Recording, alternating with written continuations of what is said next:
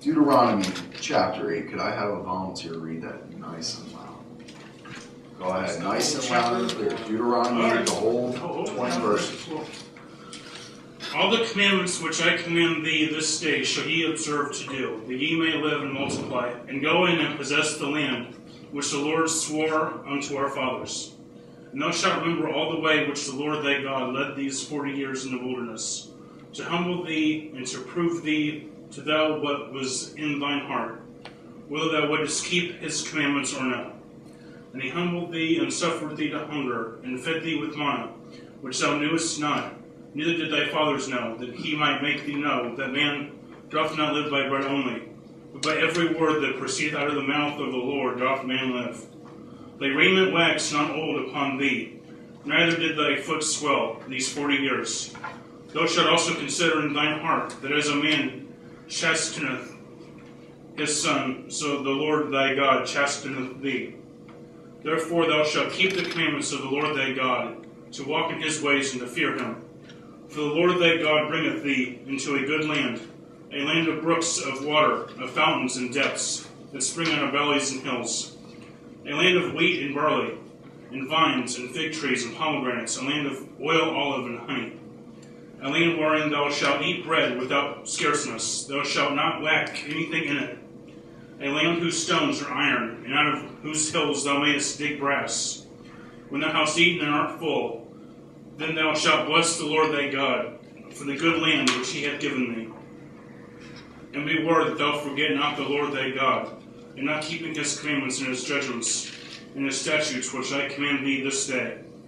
Lest when thou hast eaten and art full, and hast built goodly houses, and dwelt therein, and when thy herds and thy flocks multiply, and thy silver and thy gold is multiplied, and all that thou hast is multiplied, then thine heart be lifted up, and thou forget the Lord thy God, which brought thee forth out of the land of Egypt, from the house of bondage, who led thee through that great and terrible wilderness, wherein were fiery serpents and scorpions and drought, when there was no water, who brought thee forth water out of the rock of flint, who fed thee in the wilderness with manna, which thy fathers knew not, but he might humble thee, and he might prove thee to be good at thy later end.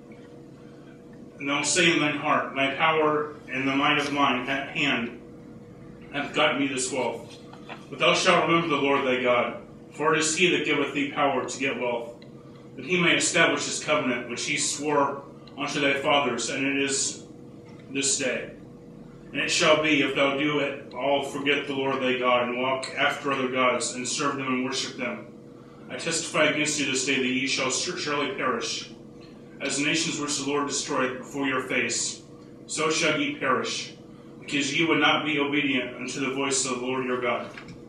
Thank you. So the first question I want to ask is, why the wilderness wandering? Why? Well, for one, it was God's punishment. It was God's judgment. In a nutshell, Israel's wilderness wandering was a result of their disobedience and their unbelief, when you boil it down. In Numbers, book of Numbers, chapter 13 and 14, we have the story of the 12 spies sent out by Israel to survey the promised land of Canaan and its inhabitants. The spies returned after 40 days of exploration. 10 of the spies brought a bad report. We see this in Numbers 13, 31 through 33. But the men that went up with him said, we be not able to go up against the people, for they are stronger than we. And they brought up an evil report of the land which they had searched unto the children of Israel, saying, the land which we have gone to search it is a land that eateth up the inhabitants thereof. And all the people that we saw in it are men of great stature. And there we saw the giants, the sons of Anak, which come of the giants. And we were in our own sight as grasshoppers, and so we were in their sight. So this is the land that the Lord says, this is the land you need to go to. This is the promised land. And this is the land that you are to take over. And These 12 spies go out, and 10 of them come back with this report that basically we can't do it.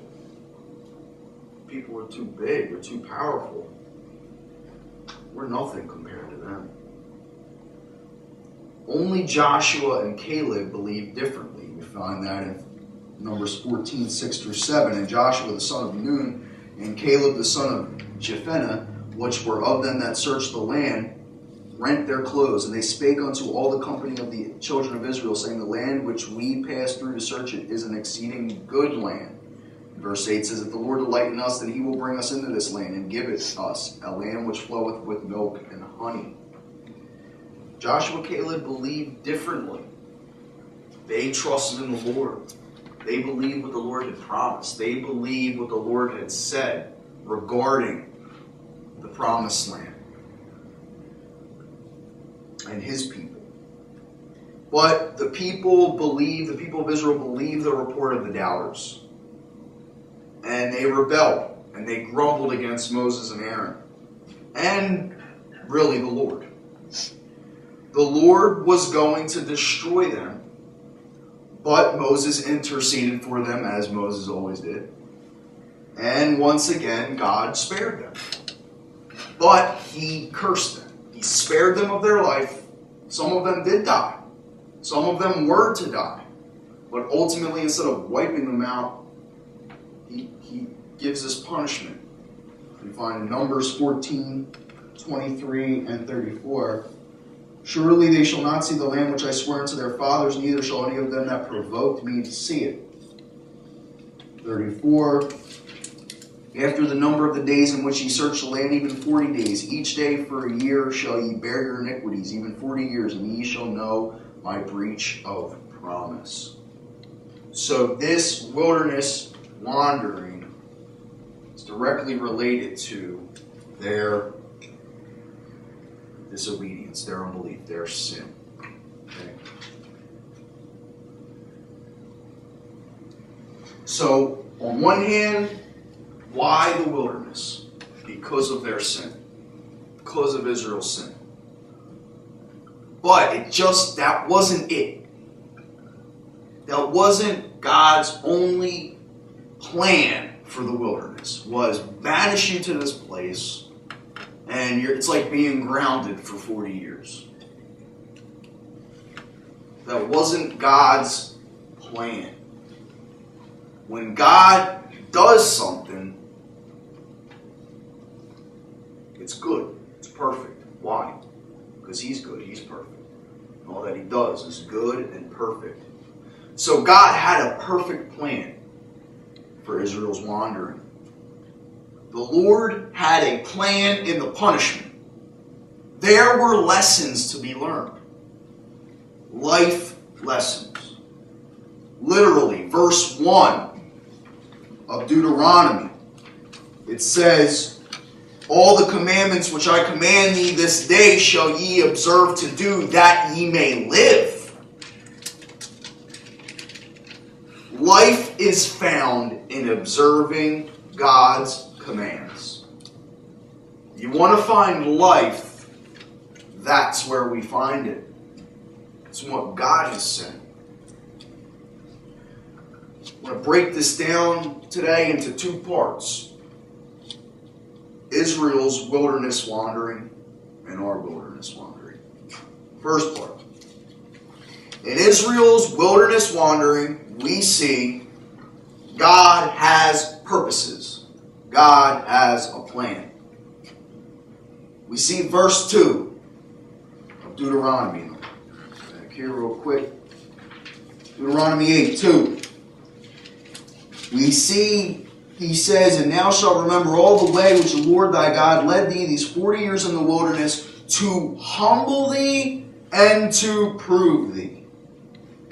This word for prove in the Hebrew is nasa, and it means to try, to test.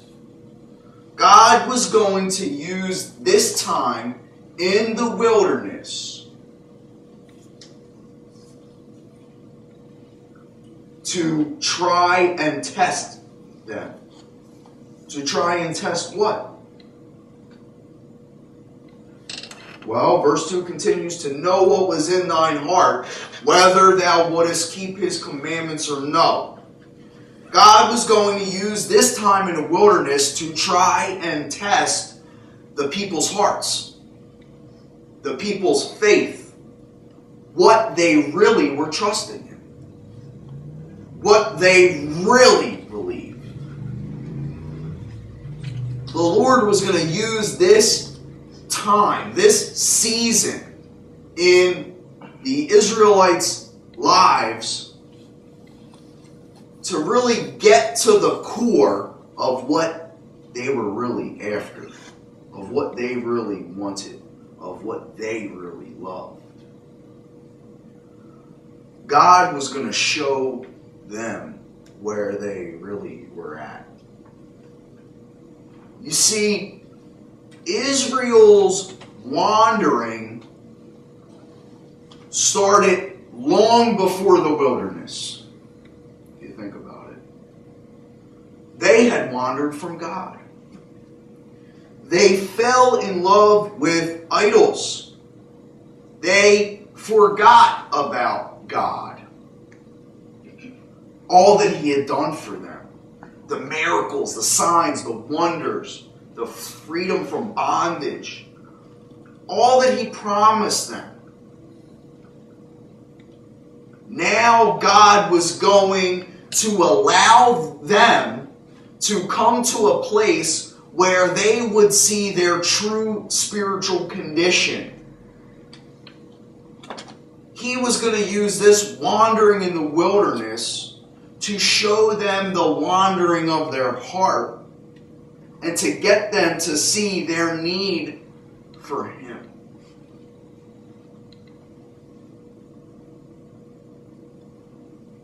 He would now use this wilderness experience to reveal their spiritual wandering, yet remind them that their security and satisfaction remained in Him and Him alone.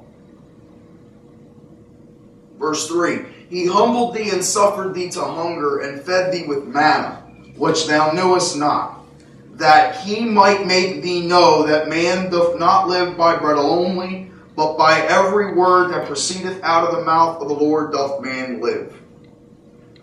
God humbled the children of Israel. He caused them to hunger and fed them with bread from heaven called manna. This was God's provision for the people. And it was a daily provision. The children of Israel would go and collect the manna the Lord would provide, and they could only get enough for that day. If they gathered more than what God told them to, it would rot. This was to get them to trust in God's promises, to get them to trust His word, that He would provide for their needs. He was showing them the deepest spiritual truths that life is given and preserved by the Lord. Verse 4, Thy raiment waxed not old upon me, neither did thy foot swell these 40 years. Verse 15, Who led thee through that great and terrible wilderness, wherein were fiery serpents and scorpions and drought, where there was no water, who brought thee forth out of the rock of flint. Here we see God's protection in the midst of testing and trial. We see the ever-comforting truth displayed that where God leads you to, God will lead you through.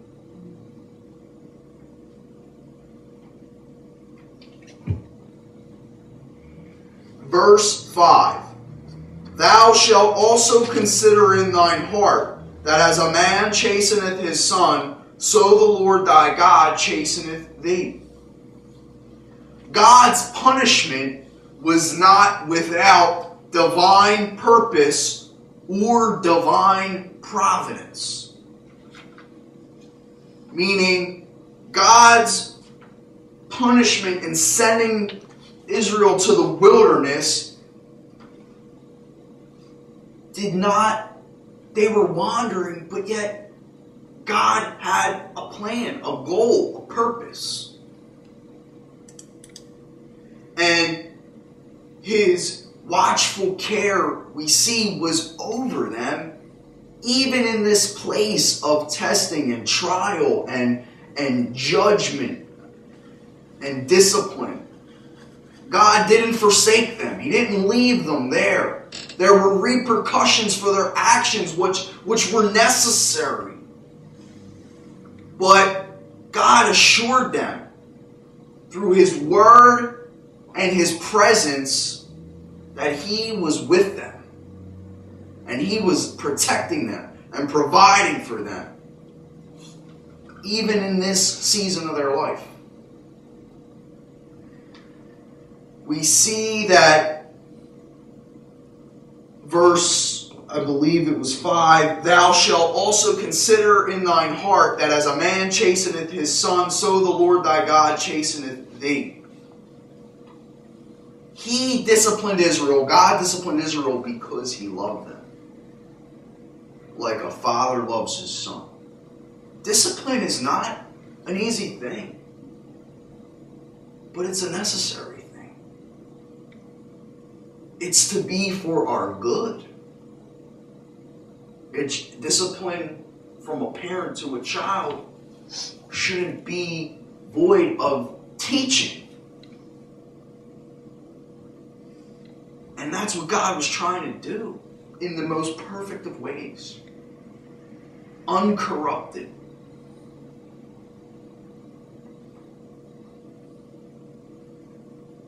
His discipline was to teach them that their spiritual wandering was indeed bondage that would lead to their destruction. He was trying to wake them up to that. And what they were calling freedom was really bondage. They thought life was found in everything else but God.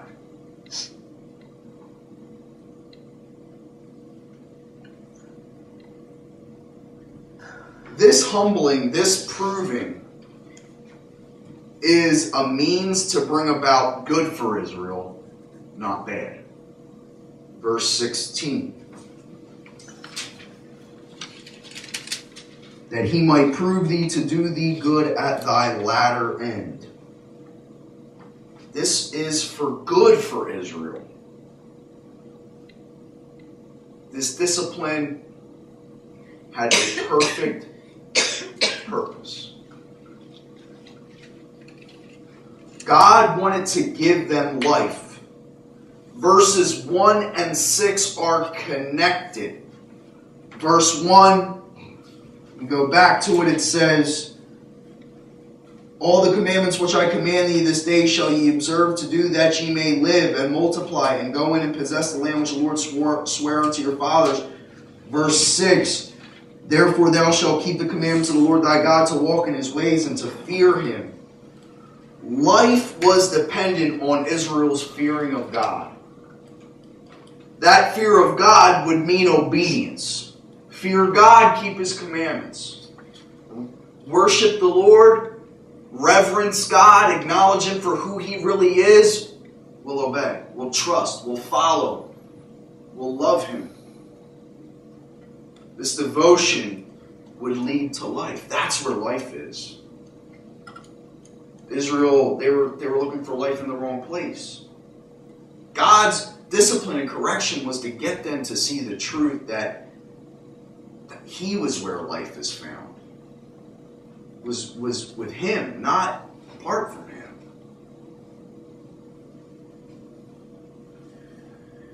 In verses 7 to 10, we see God's promises to Israel, a prosperous land, a prosperous future. And we also see another promise, a promise of destruction. If they were to continue in their wandering ways, straying from him, Verse 19, and it shall be, if thou do at all forget the Lord thy God, and walk after other gods, and serve them and worship them, I testify against you this day that ye shall surely perish. Just as surely as they would live by keeping his commandments, fearing him, trusting him, following him, the promise is just as sure that they will perish if they forget him. God is a father who doesn't want to see his children die. He wants us to see the truth that he is our good. The good at their latter end is God. Not just his blessings. Him. The blesser. So, woven throughout this account, we can see God's purposes, his provision and protection, and his promises. That I say were all part of his divine providence, his care, his guidance, watching over Israel, his love for Israel, his sovereign love over Israel, stemming from his perfection. It's a perfect love. His purposes are perfect. His provision and protection are adequate, are sufficient, are perfect. And his promises are perfect. They never fail. They're holy. Why? Because he is holy. When it felt like maybe God had forsaken them, he didn't. Because he promised he wouldn't. And he can't lie. When they felt, Lord, why'd you bring us to this place? You should just let us die. His purposes remained. His purposes endured. His promises endured. His provision and protection endured. A remarkable thing about this experience is that God used the reality of sin, of Israel's wandering, to bring about good for Israel and to reveal his glory. God used the reality of sin, their sinning, their sinfulness. God uses it in the story to bring about good for Israel and to reveal his glory. His character, his perfect love, perfect judgment, perfect mercy, perfect grace shines forth in this wilderness experience. With a light so bright, we can still see it today.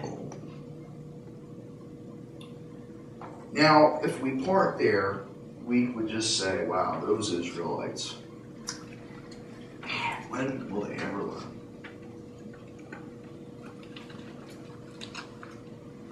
But we're reminded that this isn't just some story in a book to look at and say, man, what a story. And just forget it there. But their story is our story. And their story is written for us. God had purposes in their story that would carry through to today, to you and me.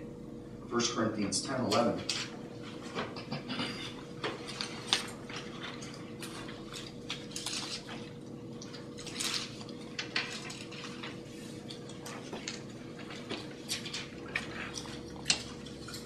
Now all these things happened unto them for ensembles, examples, and they are written for our admonition, upon whom the ends of the world are come. Verse 12, wherefore let him that thinketh he stand taketh heed unless he fall. Taketh heed to these examples. This is you, this is to the church, this is to us, this is to me.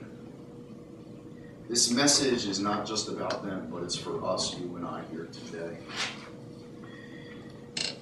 You see, in our wilderness experience, we see God's purposes. Are you finding yourself in the wilderness today? Are you just coming through the wilderness?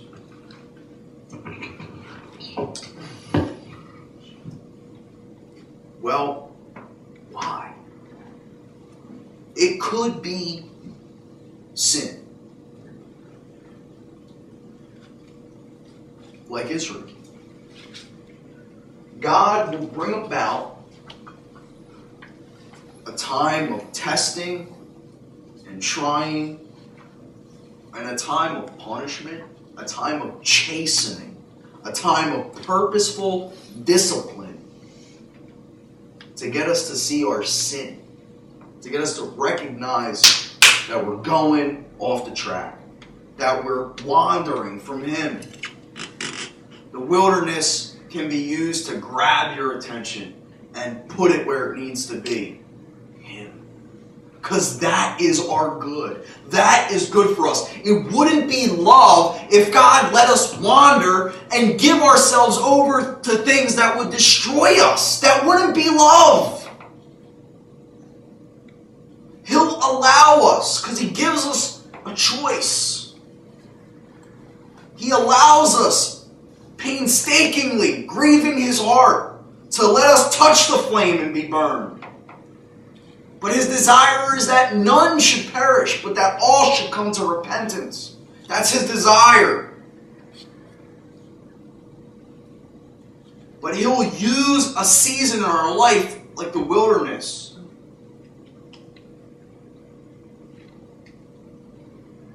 to get us to that place of brokenness, to get us to that place where we acknowledge Him for who He is and recognize our need and cry out to Him for it. We find ourselves in the wilderness because of our sin and because we live in a sinful world. And that's the remarkable thing. I don't know if I can convey this truth. I don't know, it makes sense in my mind, but sin is a reality in this life. Sin has marred creation. But somehow in God's perfect plan, and I try to understand this theologically, He uses the imperfection of sin as part of His perfect plan to accomplish His perfect purposes. So God knows we live in a fallen world. And He redeems us. And He will use even the sin of this world and this life for His glory. That's a weighty thing for me to try to figure out as I try to make sense of sin in this world and my own sin, yet being a saint.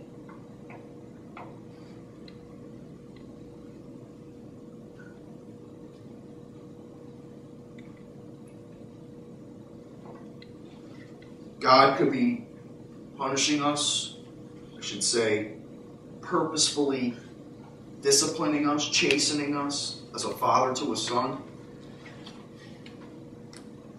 There's a trying there, a testing. It could be a preparation.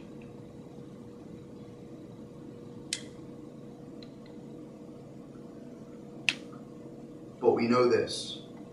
There's always a purpose. And it's perfect. God has a perfect plan. It's meant for our good. Romans 8:28. You know that all things work together for good to them that love God, to them who are the called according to His purpose. Even the wilderness times.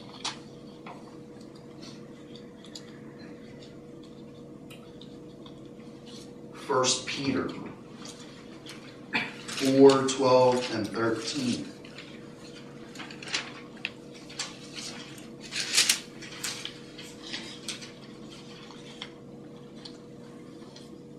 Beloved, think it not strange concerning the fiery trial which is to try you, as though some strange thing happened unto you, but rejoice inasmuch as you are partakers of Christ's sufferings, that when His glory shall be revealed, ye may be glad also with exceeding joy.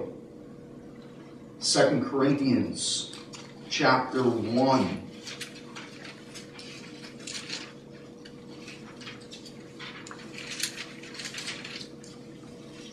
Blessed be God, even the Father of our Lord Jesus Christ, the Father of mercies and the God of all comfort, who comforteth us in all our tribulation, that we may be able to comfort them which are in any trouble by the comfort wherewith we ourselves are comforted of God. For as the sufferings of Christ abound in us, so our consolation also aboundeth by Christ. And whether we be afflicted, it is for your consolation and salvation, which is effectual in the enduring of the same sufferings which we also suffer. Or whether we be comforted, it is for your consolation and salvation. Chapter 4 of 2 Corinthians, verses 17 to 18. For our light affliction, which is but for a moment, worketh for us a far more exceeding and eternal weight of glory. While we look not at the things which are seen, but at the things which are not seen. For the things which are seen are temporal, but the things which are not seen are eternal. There's always a purpose in the wilderness.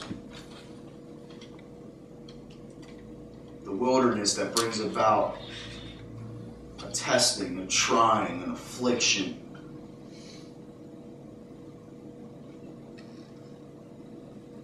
The promises here remain the same.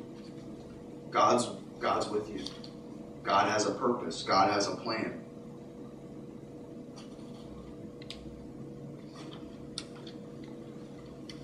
In that not only is the wilderness experience for you,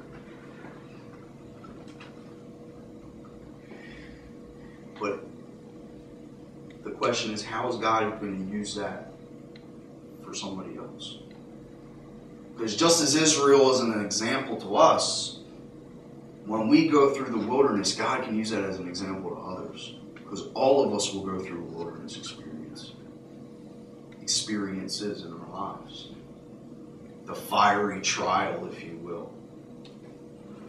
The afflictions of this life. Seasons of God getting deep within our hearts and showing us where we're at, grabbing our attention.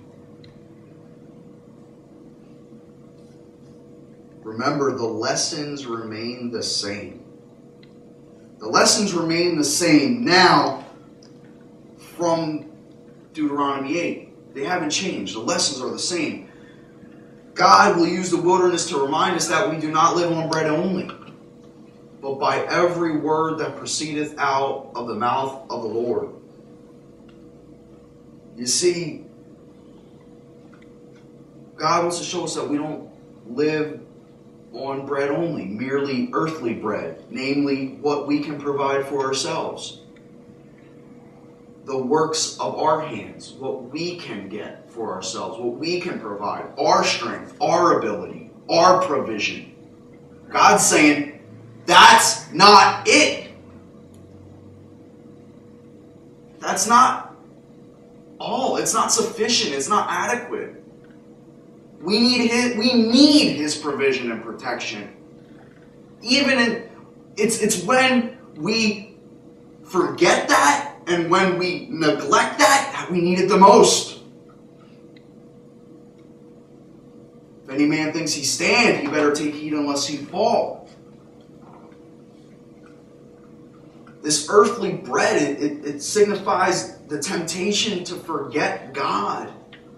We love the creation rather than the Creator. We fall in love with the blessings and forget the blesser. God's indictment in verse 17 and 19 of Deuteronomy chapter 8 is a warning to us today.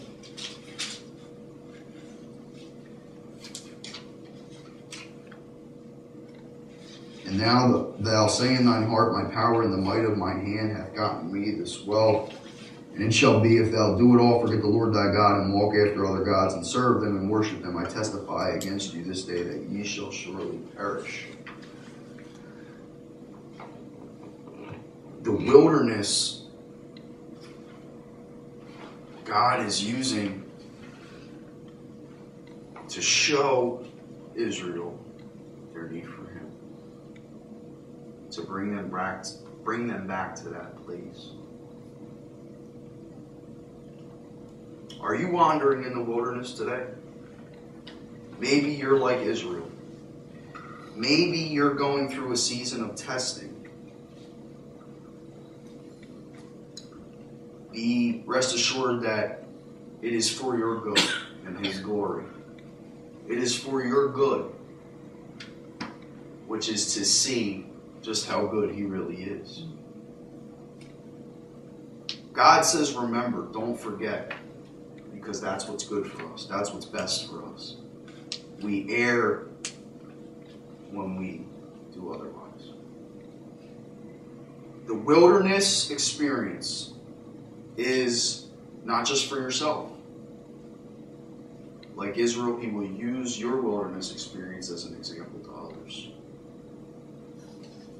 Do you grumble? Do you complain? Or do you cry out to Him from that? Do you seek Him?